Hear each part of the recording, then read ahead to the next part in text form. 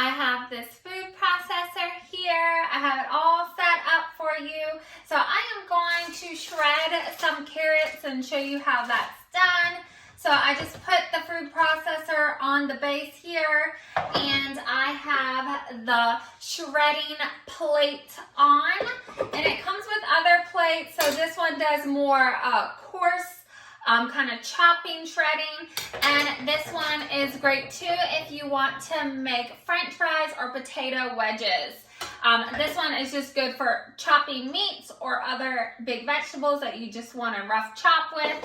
And it does come with a dough mixer as well, and a really handy spatula, so when you gotta kind of push down your contents to get chopped up some more, it comes with that. So let's go ahead, and I'm gonna put this on, and I'm gonna show you how it works. So just line it up. You pull out this thing right here. You can also put liquids in here if you like. If you have oils or something like that in there, you can go ahead and put that in here and pour it in as well as you're making something.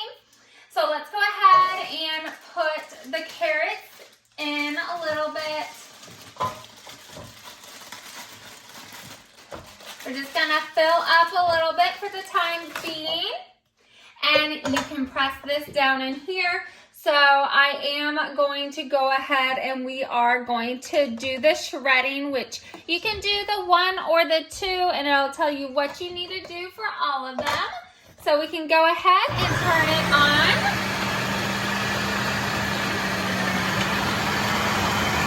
And you can add some more. And this kind of helps bring it down.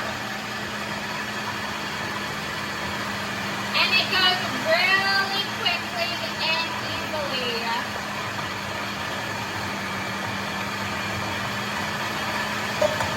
And you can shove it down. So let me go ahead and show you the carrots that we sliced. So now you can see the finished product of all the shredded carrots. They're perfectly finely shredded, and they look great. You can make some nice slaws and chop up your vegetables very easily.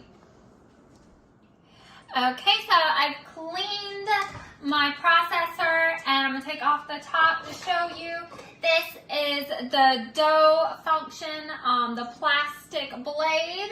So I am going to be making a cake with this one. And of course, for the kneading of the dough, we'll do 1. So let me add all my ingredients in, and I will show you mixing the dough.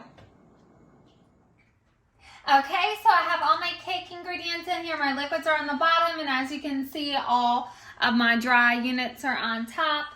So you just go ahead and put the top back on, make sure it lines up. And we're going to do it on number 1, which is kneading the dough.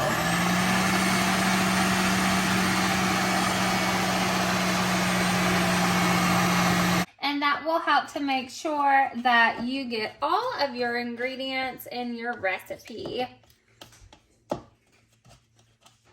Okay, let's do it again.